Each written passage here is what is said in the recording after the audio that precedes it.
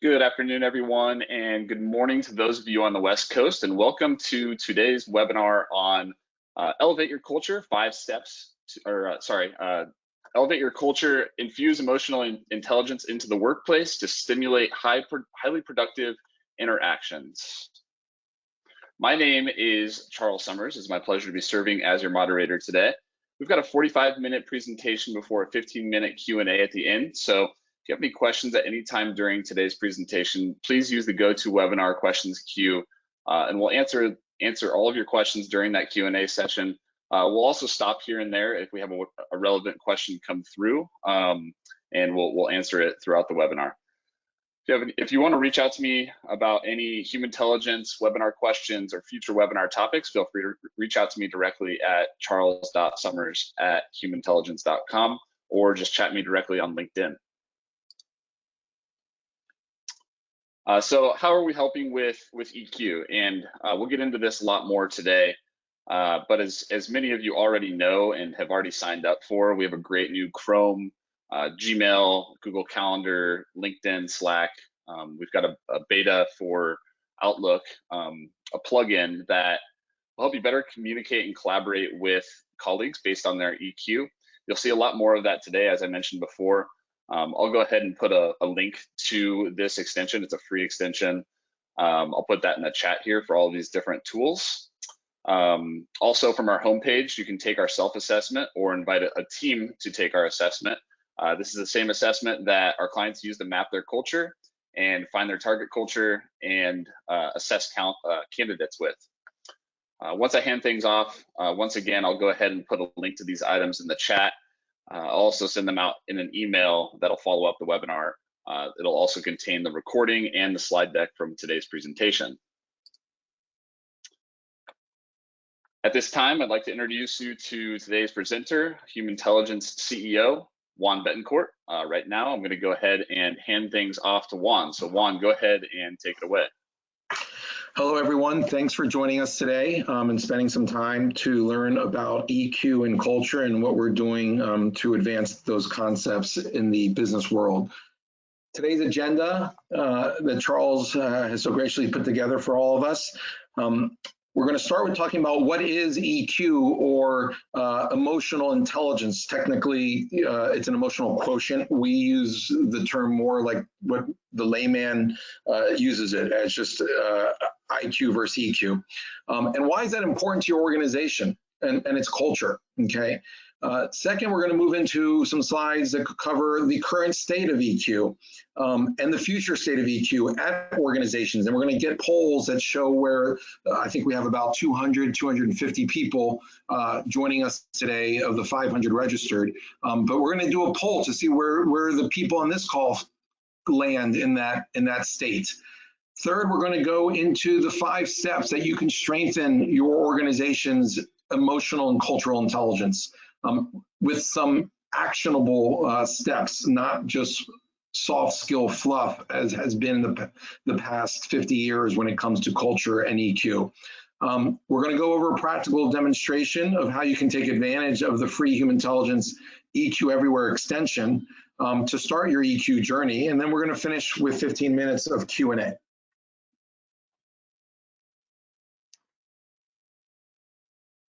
So at the highest level today, our goal is to have you think differently by the end of this hour and show you how to become emotionally intelligent, what we're calling EQ, and infuse insights into every employee's everyday processes, technologies, and culture, one by one, team by team, all the way throughout your entire organization.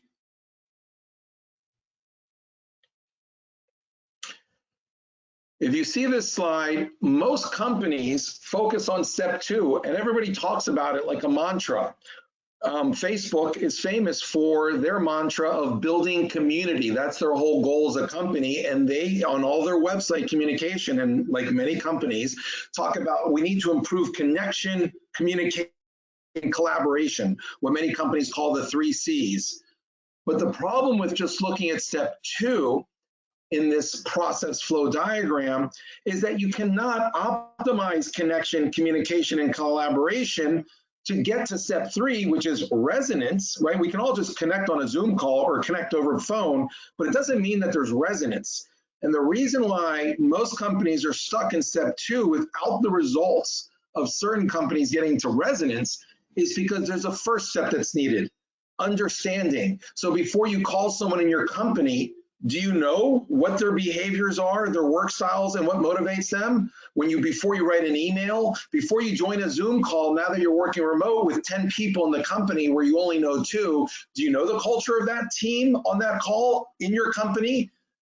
Without understanding, you cannot achieve resonance, and it will simply be just connecting, communicating, collaborating. But if you want to optimize those things, okay, ensure a better connection, improve communication, improve collaboration, you need to understand first. And unfortunately, most people can't pick up on the cues in person. Now in a remote context, even less so. People are not armed with the EQ necessary or the tools in that first step of understanding. This is where Humantelligence attacks and starts the process with our clients through a culture as a service, or CAS, culture as a service platform that lets everyone understand each other individually between 2 people on a call, on a meeting, on a video conference at any point in their day, 24/7. Next. So why is EQ so important in the workplace? Let's just, at a high level with scientists, Professor Cherry in 2020 published a list of some differences. People with high EQ, they make consistently better decisions and solve problems. They keep cool and collected under high degrees of emotional stress and pressure. They're more effectively resolving conflicts for their projects and with their peers cross-functionally.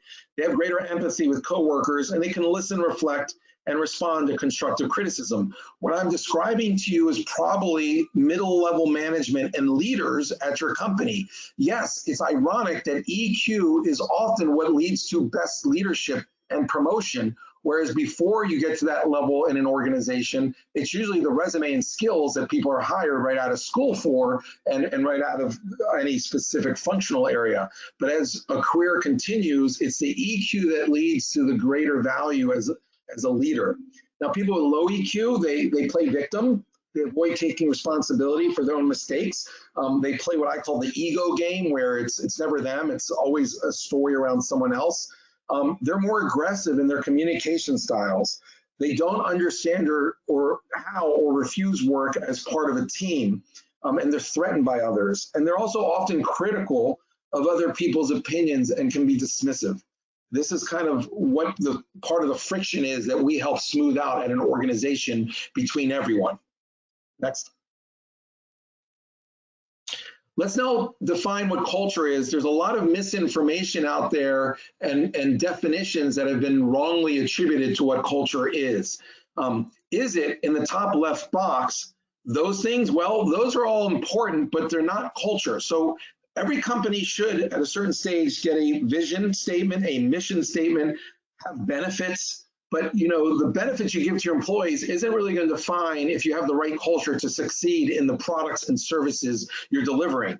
The analogy I use is Apple and Microsoft couldn't be any more different. They could both give, what they did, work from home Fridays. Now they're from home all the time with COVID, but they could give free healthcare, they could give an iPad to all their employees, free software. It doesn't mean that their culture is the same. Similarly, Apple and Microsoft, different cultures, could give an engagement survey, such as Glint, Qualmetrics,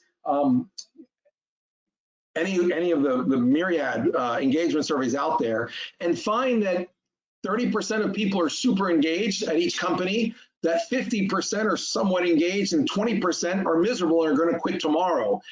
Can someone ever explain to me how that means that Apple and Microsoft have the same culture, given that their engagement surveys might be exactly the same? An engagement survey is a snap in time, a snapshot of short-term sentiment or emotion. Just like your 6-year-old child can be really happy on a Wednesday or really upset on a Saturday when you wake them up at 6 a.m., their behaviors, motivators, and work styles haven't changed between Wednesday and Saturday. So you can have a completely different temperament during the week, during the month of your child, like your employees, but it doesn't mean that the behaviors and motivators and work styles of those people change so frequently. Every company does have an aspirational culture. However, as Professor Don Sol of Harvard and MIT proved, that is often defined at the top and told to everyone to live it and be it. That also is not working out so well for companies. So then what is culture? Let's move to the top right box that says the answer. Culture is actually your people, their psychology, and the work environment that they create or establish. And it is now measurable. Okay, it's 28 things that all scientists agree explain the behaviors of your people, the motivations or values of those people, and the work environment of those people. And if you can actually measure that, which now there are tools like Humantelligence that can, you can actually understand why your finance and accounting team is very different than your marketing team. Why Coca-Cola USA has a very different culture than Coca-Cola Brazil, and Coca-Cola Argentina is yet very different than Brazil's culture at Coca-Cola. So yes, there are multiple subcultures at an organization, and with this accurate definition and tools to measure it, you can now get insights as to why certain groups perform, why some don't, why some people are better in a remote work culture than others, and address that before there's failure, and how to hire for that new hybrid remote culture, as well as understand why there's turnover in a manufacturing plant or in a clinic at a hospital versus other employees and what works, and then use a tool like this to hire better for best culture fit, in this case, performance. Next.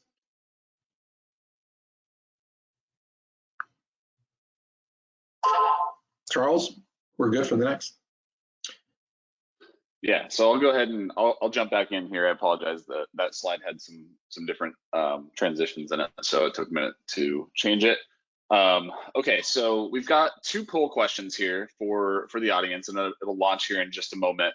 But really interested to get some feedback from the audience today, and then we'll actually share some poll results that we had from a previous webinar here shortly as well.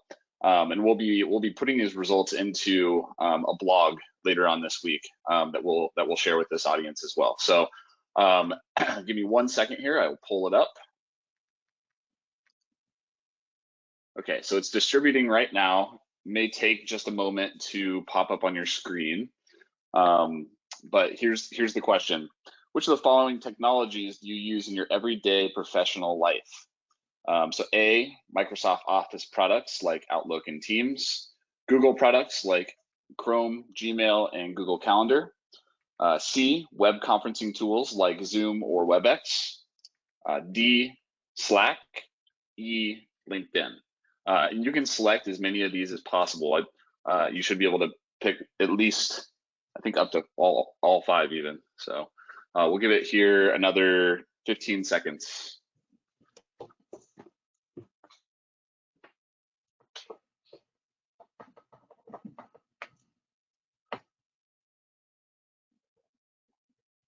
Okay, 5 more seconds.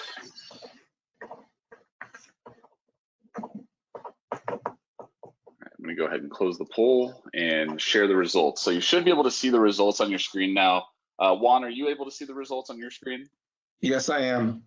Okay, cool. Yeah, so I'll just read through them here, and then I'll kick it to you for some analysis here. So Microsoft Office products, 95% of you use those on a daily basis. Google products like Chrome, Gmail, Google Calendar, 52% of you. Zoom, WebEx, other web conferencing tools, 77%. Slack, 11%. LinkedIn, 55%. So Juan, I'll kick it to you to speak to that.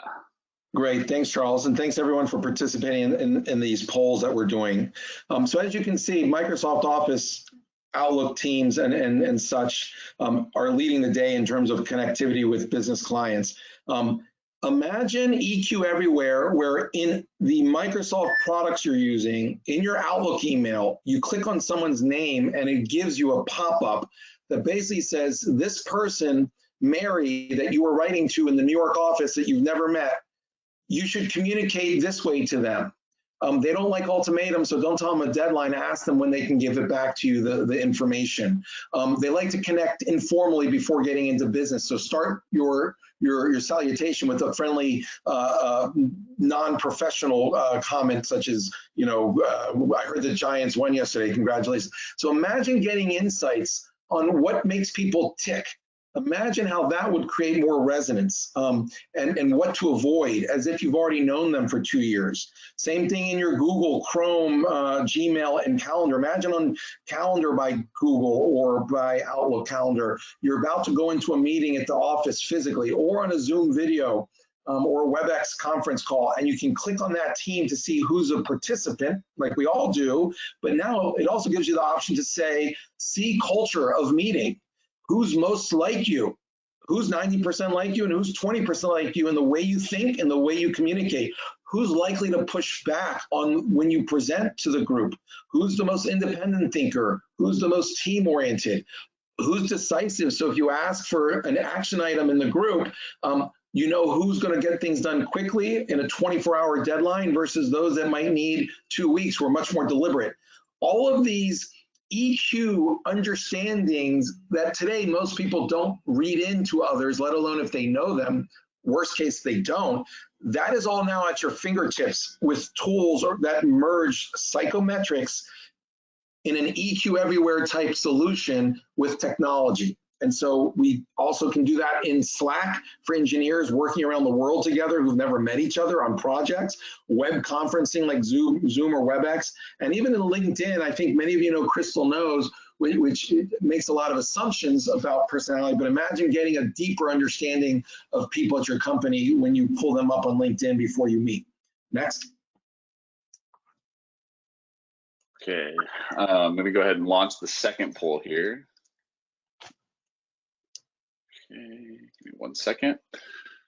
Okay, so the second question should be distributing now. It'll take a minute to pop up, but we'd like to get an understanding of if you believe your organization is emotionally intelligent. So kind of think of this on a 1 to 5 scale here, 5 being the highest, which is A. Yes, we're very emotionally intelligent organization. Yes, but could still use some improvements. We're about average, fair, but still need a lot of work. And Charles, not at all. One thing I want to clarify, and I've been talking about an individual. In this question, think about when you work with finance, do you have a report about the culture of that finance team and how your marketing team or HR group should interface with them from a culture perspective, what their behaviors are and how they're different than yours as a group? Do you know what the leaders' tendencies are in terms of culture? Do you know which people on that team are more likely to have conflict with people on your team? So the person you send to work with that person, you're already thinking who's going to get along best, but based on science and data, not based on subjectivity, on just who people like working with. Do you know if groups are diverse in their thought?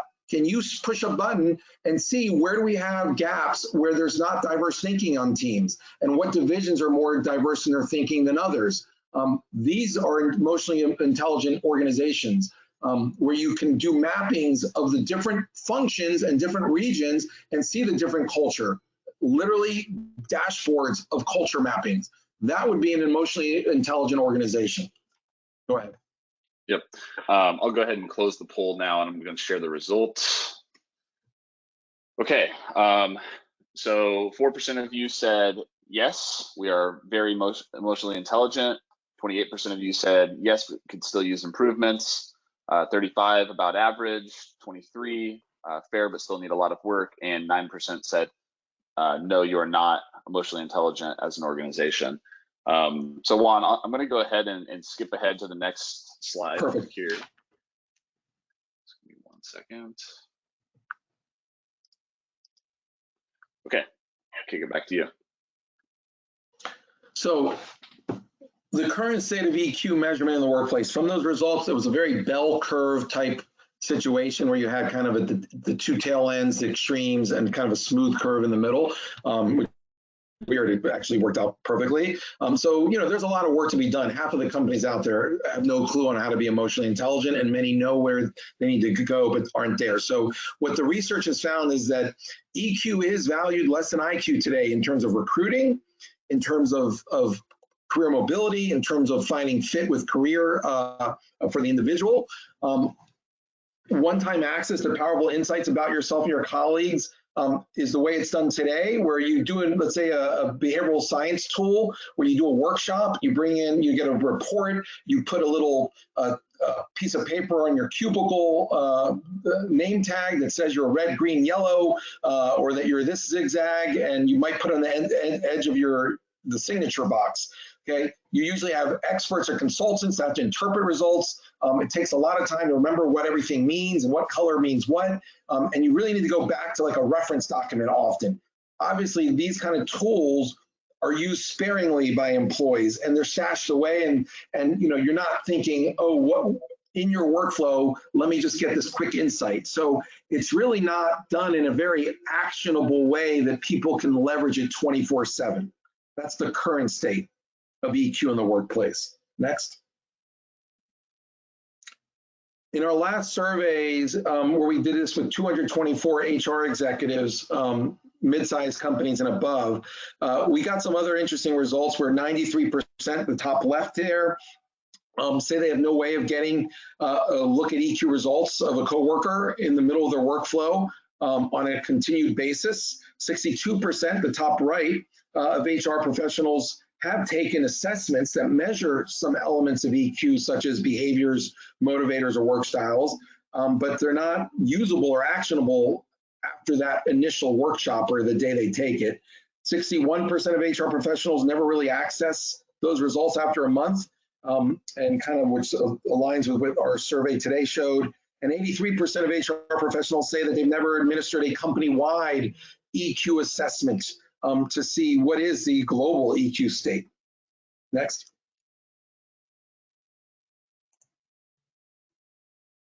The future of EQ in organizations like yours with culture as a service, or CAS, is that EQ will be looked at as more predictive success than IQ, not just for senior management roles, but all the way down to the workers who walk into McDonald's for a job or a manufacturing site. EQ is where competitive advantage will be sustained for companies.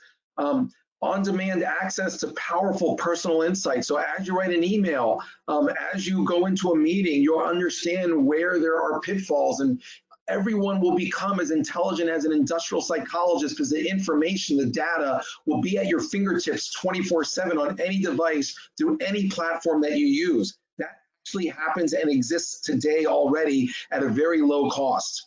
On-demand access to these powerful team insights will allow you to create true resonance, okay? Not just connection, but resonance with others. Okay, insights will be able to be used to build teams and align culture to strategy. So every year when you build out your strategy and your goals, your objectives, your actions, you'll be able to say, well, now with this turn in strategy, what does the culture necessitate? Because culture is not stagnant. We all woke up in March of this year realizing that all the t-shirts and coffee mugs and culture statements that existed in your company were worthless, because now the culture was working remote, and that was a strategic imperative to succeed, make it through 2020, and working remote was not anywhere in anybody's mantra of what their culture was on the t-shirts and coffee mugs at your companies. So working remote is a work environment culture change. Culture shifts and changes dramatically every year due to external factors like COVID or internal strategic changes. Okay, and it's an ongoing real-time change that you need to be able to adapt, measure, and manage your culture with a CAS, culture as a service platform, like Humantelligence and others that are following us and doing what we're doing as well. You'll be able to use these insights in your Zoom, in your Slack, in Office products, Teams, LinkedIn, Facebook Workplace, Calendar, email, and many other places. Next. The philosophy and architecture of EQ everywhere that you should build and think about is the following. Below the line of this inverted pyramid is where self-assessments have been for 50 years, right? We've all done the Hogan's, the predictive index, strength finders, Gallup, Plum, Pymetrics. I mean, it would take me an hour to list all those self-awareness tools. The reason why they're still all stuck under the line is most of them were made for and still live and operate under the solution for self-awareness. And yes, they give self-awareness in their areas that they say they measure.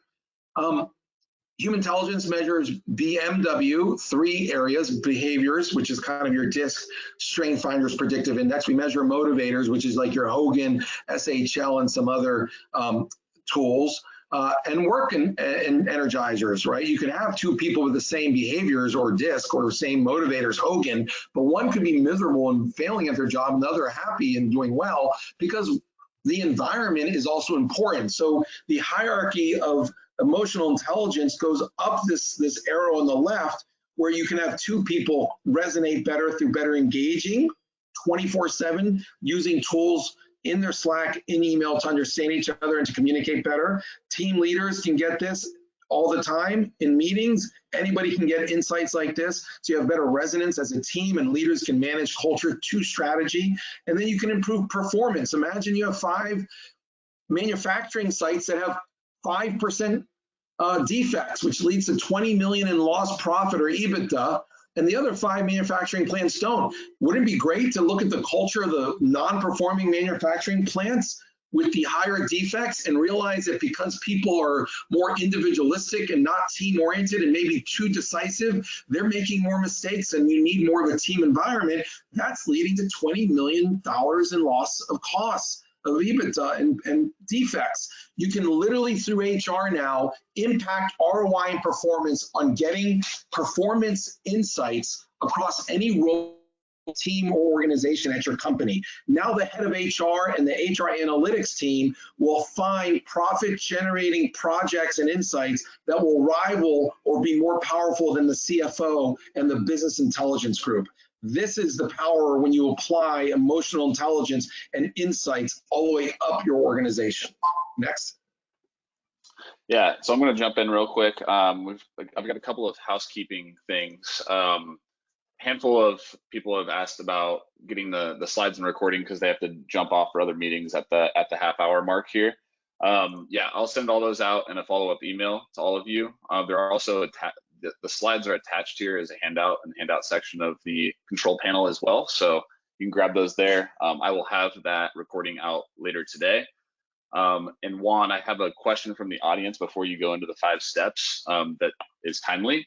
Can you define resonance? Yes, resonance is, I'll use an analogy.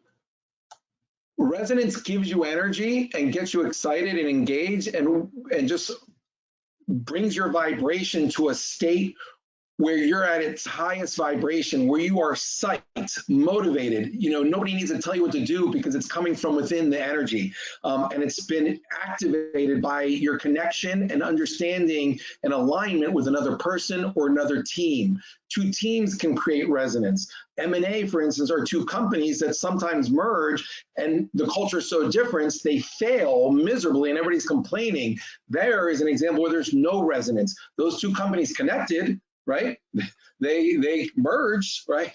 But it doesn't mean that there's resonance. You have to understand another human being and where they're coming from and what their objectives and needs are, and vice versa, to achieve that resonance. In our personal lives, typically we, as single people in our 20s and 30s, we date people, many people, and you can connect and you can date for a while, and that's nice. But when you find resonance, then you're sure that it's another level of understanding and alignment, and that usually leads to marriage, at least in the old model, right? And so those are some examples of what resonance is. It's really where connection goes from a 2-dimensional statement to a 3-dimensional vibration or feeling, if that makes sense for you. Perfect. All right, I will. Yeah, so now let's go ahead with the 5 steps. I've got a handful of other questions coming in, but we'll wait until the end for those. Perfect. Well, there's 5 steps, specific steps that you all can strengthen your company's and individual people's emotional and cultural intelligence in the workplace. First, it's gaining understanding, right? Everybody wants to transform culture and have a culture transformation without even knowing where the company is. And maybe they do an interview, the McKinseys of the world come in, or the company does an survey and just figures out where everybody's unhappy.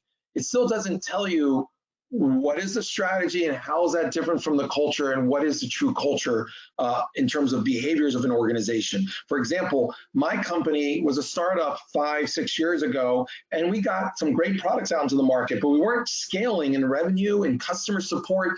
And so I realized, and that's when we built the product, that my company behaviors was very change oriented, work styles were very creative, and value system were very innovative and unique. That was great as a startup, but 5 years in, we needed to scale and have processes, procedures, cautiousness, not just shoot from the hip like you do as a startup. And so we used our own tool and drank our own Kool-Aid, created a tool to measure the culture and see where we wanted to go and see the gap. This is where you gain understanding, not only for yourself, but also for a group of people or a team. Once you do that, you become self-aware. And then you can use those insights about yourself, where your strengths are, where your weaknesses are, to then deliver better connection and resonance and collaboration with other people and other teams, with your coworkers.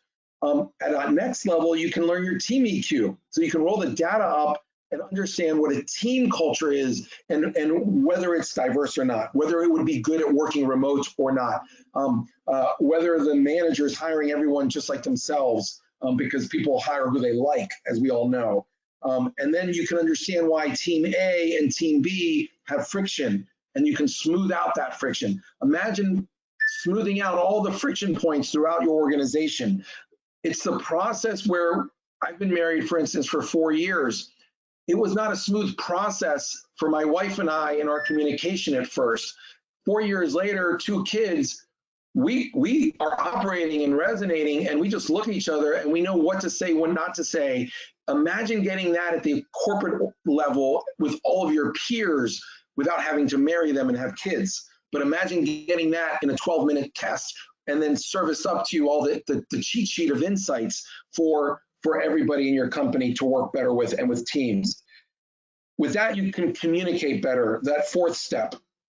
And with that, you can leverage technologies to put all of those things at everyone's fingertips, so you don't have to have 5 degrees and PhDs and 10 hours of testing and workshops. It just becomes part of the living daily operation of the company. As I said before, culture today is no longer soft. Okay, culture today can be managed as a service. Just like you have SaaS, you now have CaaS, culture as a service, and it's on demand for whenever anybody needs it, for higher performance, higher resonance, collaboration, and results, ROI, throughout your whole organization through the HR function.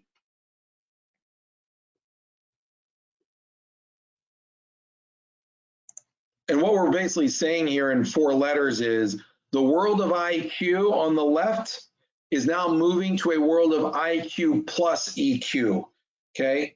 It's not just the resumes and hiring, and that's been proven to be about 30% predictive, the what you've done in your career, but the fit piece, okay? Fit with the role, fit with the manager, fit with the team, and fit with the direction and the culture of the overall company. That's actually 60% predictive. All of your companies can do a better job in that EQ piece in managing the current employees, as well as hiring new employees into that culture of intention that you want. Next.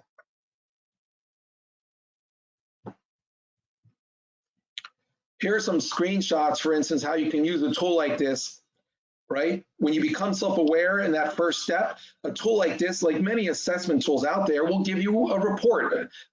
They should by now be all digital, and I'm sure many of them are, where it tells you tips on how to communicate with you, okay, where you can maybe also add some there, like you like to be no voicemail, send me a text instead, or if it's important email, text me. Tips on how to motivate you and influence you on your working styles, right?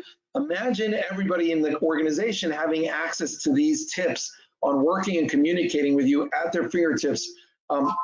when you are going to call someone you don't know to pull up, or someone you're working with on a team or a new project if you're a consultant, or you're in a cross-functional project at your company, or you're hiring someone and onboarding them as a boss subordinate.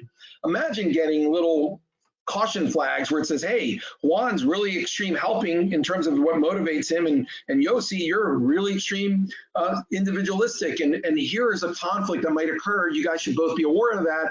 And in a gamified way, which is really fun, yeah, I'm using the word fun, 3-letter word, to describe software in HR, right, which is rare when you talk about HR implementations, but most employees love tools like this that make it fun to understand each other and get to that resonance. Next. Moving up that hierarchy or philosophy of EQ everywhere, a team leader then can see, for example, on the right, the culture of the team. You can see on the right side in that top picture, the pictures of your team, and that the team here is dominant, motivated by helping, and dominant, innovative, and freedom. And so in this case, it can see that if you could, the first person in that dark blue bar on the right side in a green shirt under the 9 of helping is my picture.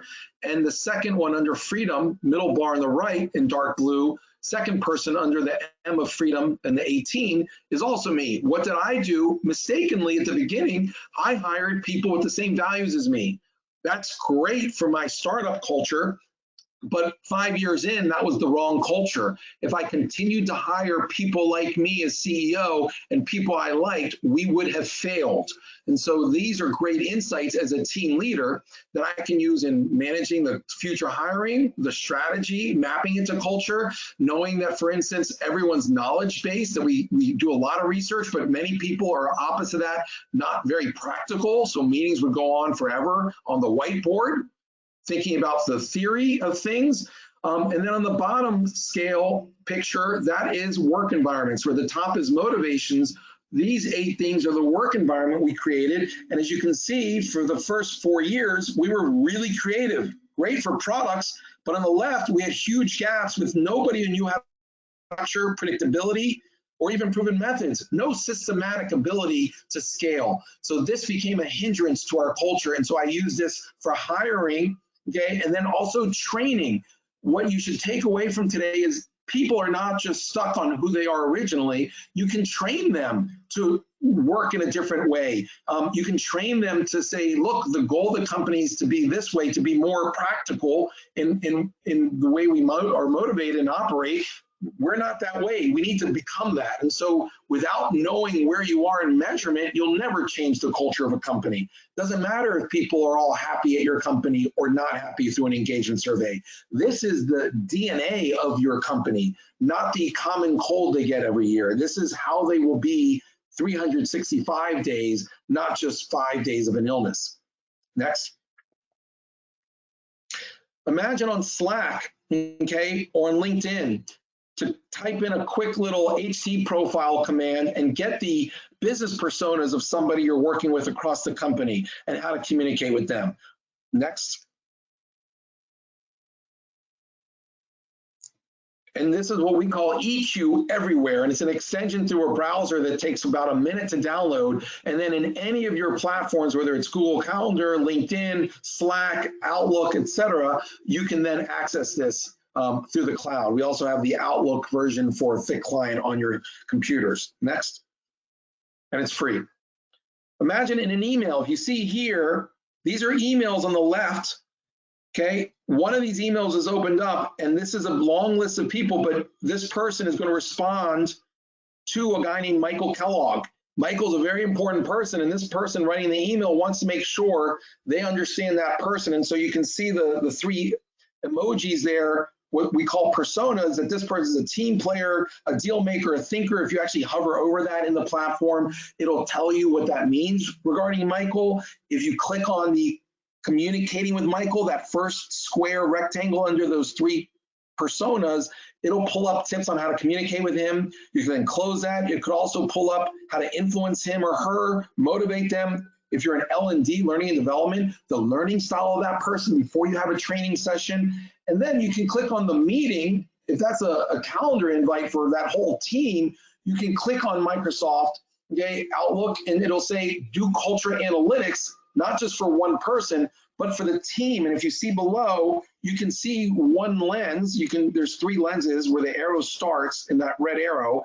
There's 3 words there: behaviors, motivators, ideal work environment.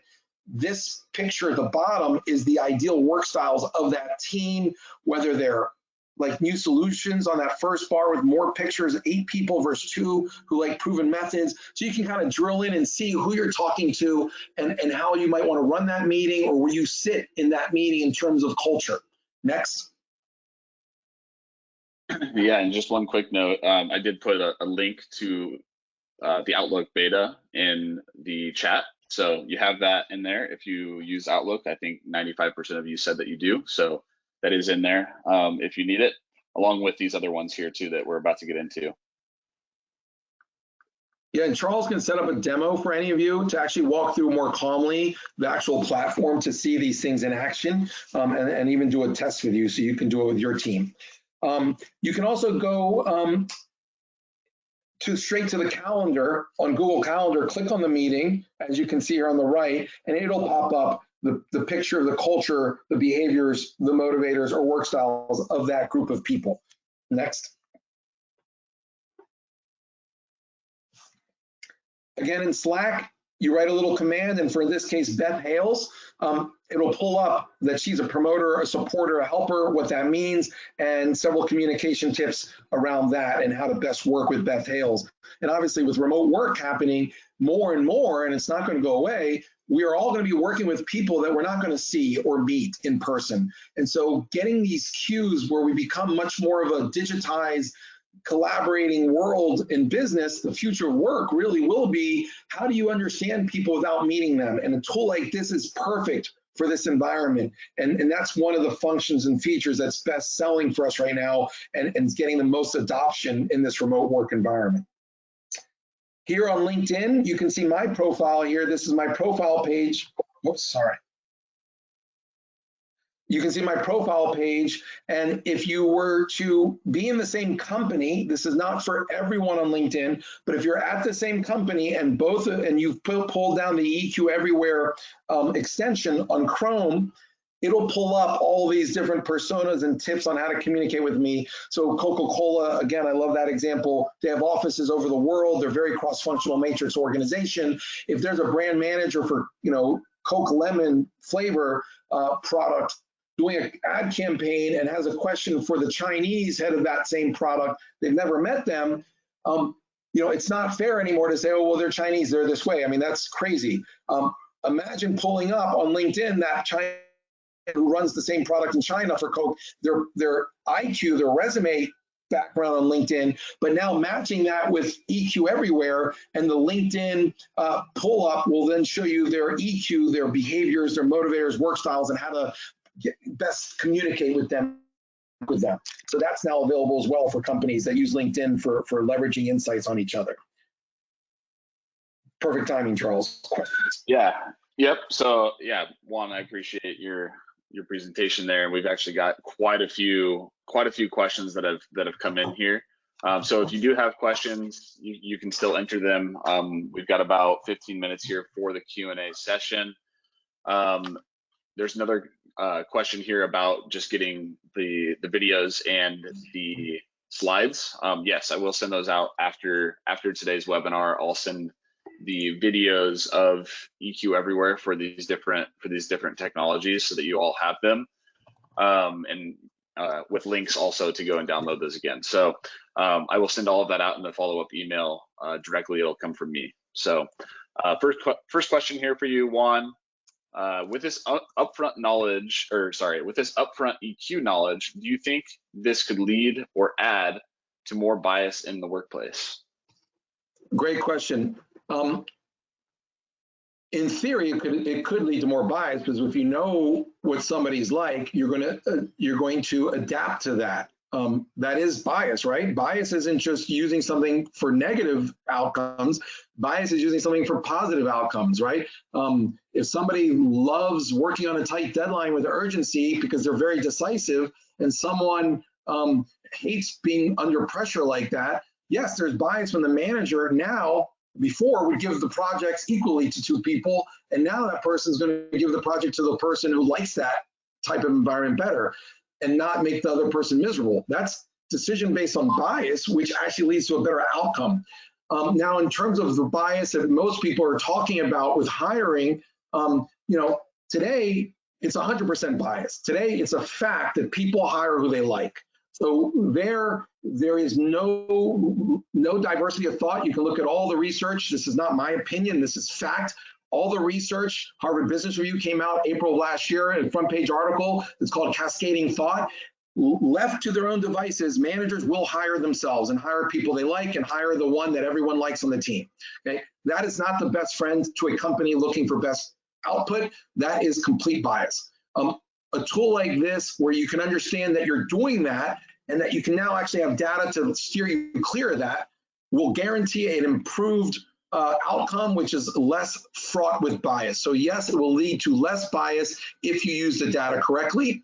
And in terms of managing people and where they fit best at a company and career mobility, yes, bias will lead to people being put in the right jobs where they'll be happiest. But we have not seen the bias at companies of our clients where they're using this to say, you're not good for this job, we're going to fire you. That has not happened. What usually happens instead is with the data like this, okay, currently what happens is someone's not performing, they get fired. That's current state. With this tool, you work with John or Mary or Javier or Mohammed and you say, hey, you're not performing. And we now have this new tool called Humantelligence, which explains why. This role, actually, all the people are performing are typically much more in working with people, for instance, in their work environments. They're much more deliberate. They're much more change-oriented and agile. And that kind of goes against everything that you are from the results. Now, we can work with you and develop you so that you can succeed, right? Or we can find a new job and a new home for you in this company because we really like you as a person and you've done well in the past, but the job's kind of changed. We can find a new home.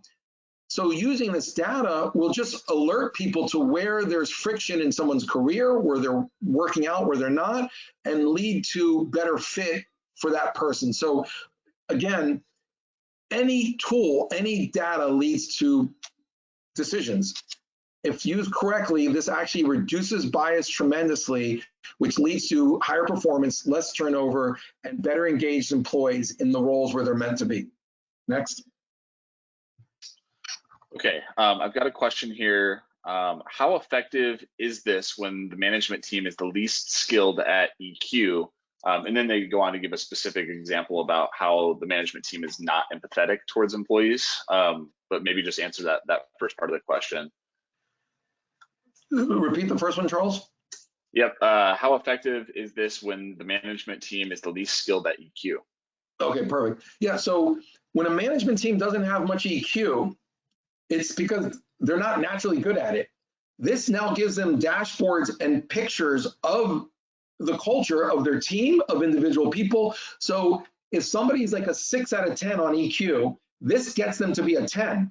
If a manager treats 10 employees the same, so let's say a low EQ manager, right? When I was at Procter & Gamble, so shout out to any P&Gers out there, they told me when I got promoted to be a brand manager, managing 5 employees, I was only 25 years old. It was a big step for me at the time. They said, Juan, now it gets hard. Whereas before you could just be who you were and EQ didn't matter. Now you need to be emotionally intelligent. You need to change how you communicate, how you listen, how you lead, different for every one of your 5 employees because you're the boss. Therefore, you need to change, not them. You need to have higher EQ. And so I didn't have a tool like this, and that was really hard for me. And it was really hard, and I would argue higher EQ than most, but it was hard for me, my first leadership role, to be different for every employee that I managed. And so a tool like this really helps people with low EQ or even high IQ who are new to management manage each subordinate differently, leading to less friction, more engaged subordinates, and better collaboration between boss and employees, as well as understanding what the team needs and maybe why that low EQ manager, why that team's not working well with other teams, right? This tool gives you not just self-awareness as an individual, strengths, weaknesses, and blind spots, but as a manager, it'll tell you the strengths, weaknesses, and blind spots of your team and how to work better cross-functionally as a team. That's really powerful and will help any low EQ manager. Perfect. Moving on to the next question here. We've got 4 more here. Is there any way for this intel on individuals to be leveraged or made available for external recruitment efforts, specifically looking for examples on looking at profiles on LinkedIn? So I think maybe touch on our measure, manage, hire methodology and our actual core product, and then how EQ Everywhere can be used as well.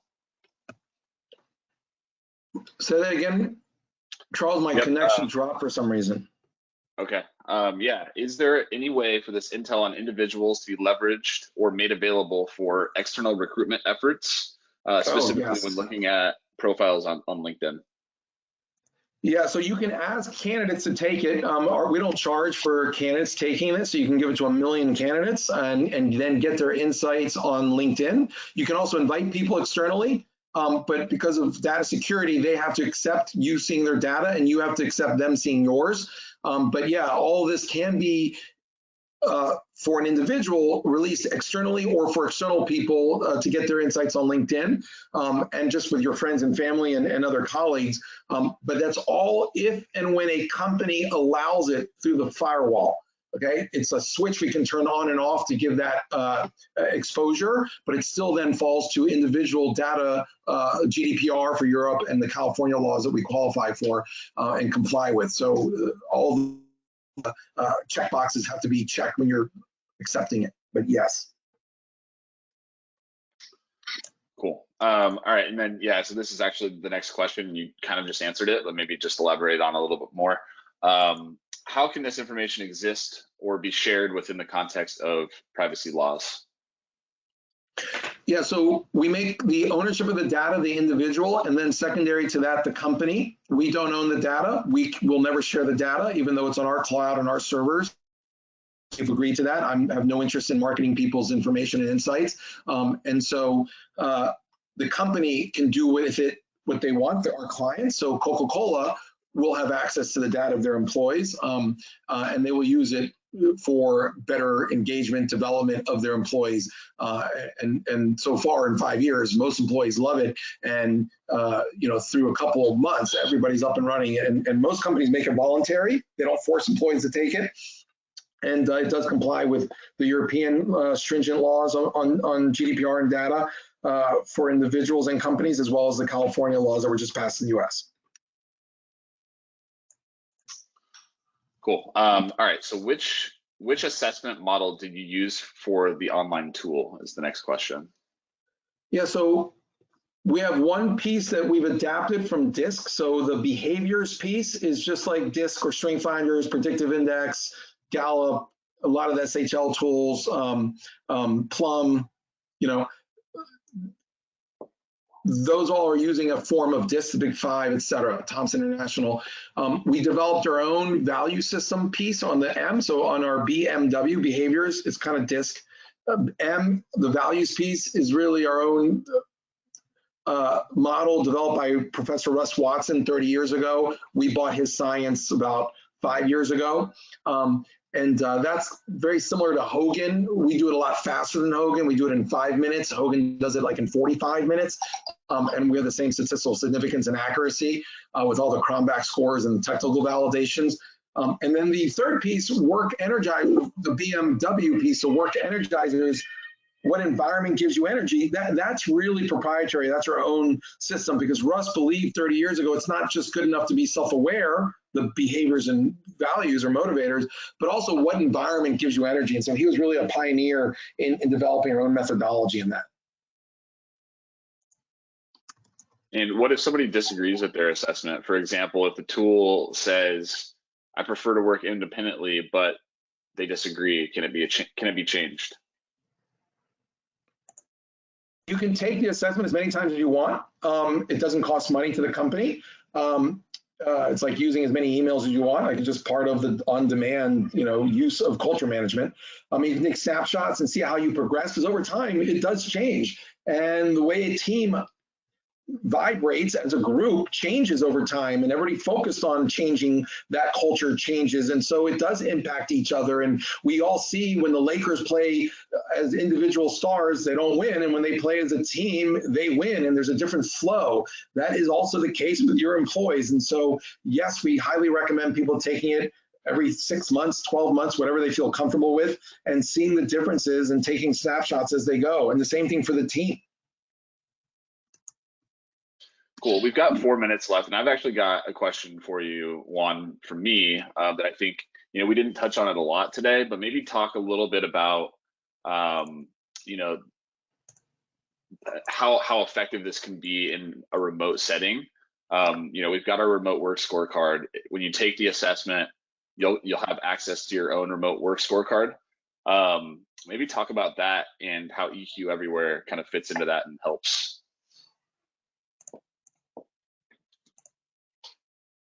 Yeah, so with remote work, we are all learning that some of our best employees that were at the office, who enjoy being at an office, can become the worst employees in productivity and psychologically become lonely. So imagine someone who's very belonging and loves being parts of teams and their values and their motivation. They love being of service, always helping out others and hearing the coffee talk and going and helping out and being a solution provider to their peers and their teammates. That person, when they're sitting at home with nobody else there, might feel a little lonely, might lose a little bit of their juice, their flow and energy. And contrarily or inversely, somebody who might have been miserable to corporate environment, who hated those kind of meetings that went on forever, that they just had to show up because it was just what you do, and hated the interruptions when people kept walking into their office and just the corporate environment wasn't for them, they now might be their top performers. And so there's a complete change and shift on what performance looks like for the same roles, for the same companies. We saw that 4 years ago when we had several call center clients and they were moving to remote call center agents. A lot of their best call center agents became their worst when working from remote, and some of the worst became their best. That will happen throughout your organization. What tool better than to understand before it happens, or as you're managing them, hey, these employees or these teams are going to be more lonely or be more distracted or need more guidance and structure while they're working remote than they did at the office. And here are some tips. So that tool gives reports on individuals, on teams, on a diagnostic, where they are on an ideal remote work profile, what the gaps are across 28 metrics, and then action items to put in place to make them more productive and make them better, and the watch outs for managers to manage them better remotely. And then it goes into hiring. Now that there's a hybrid model, many companies are going to move to 50% remote, 50% at office, or maybe 90-10 or 70-30, and we're all figuring this out. I think it'll probably be up to each company and have different splits. But when you do move to that hybrid, how do you hire for remote workers? It's a different interview. It's different questions. We have a guide on how to interview and how to find remote workers, and based on their psychology, who would be geared better for that. And is that bias? Yeah, but why wouldn't you want to use a tool to hire for people who are going to be happier and more successful, right?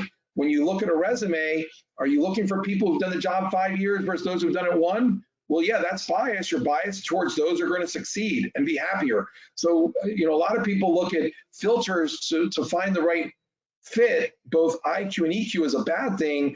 All of our clients are seen as a great thing. And not only the clients, i.e. the companies, but all the candidates and individuals being hired and even not hired are thankful at the end of the day, because at the end of the day, everyone, whether it's an employee or a company, just wants to hire who's engaged, productive, part of a team, aligned with the culture, and stays long term, including millennials who change jobs every year for 10 years out of college. Tools like this solve that problem. Everyone wins. Perfect. So we've come up to the end of the hour here.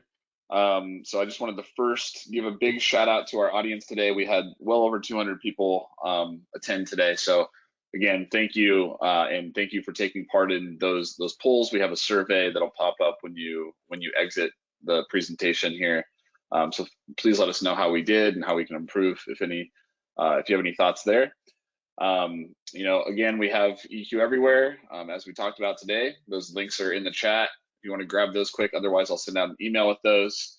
And I'll also send out the email to the assessment and things like that. So big shout out to Juan. Thanks Juan for your presentation today. We will see you all on the next webinar. Thanks. Thanks, Charles. Thanks everybody for attending today. Have a good rest of your week.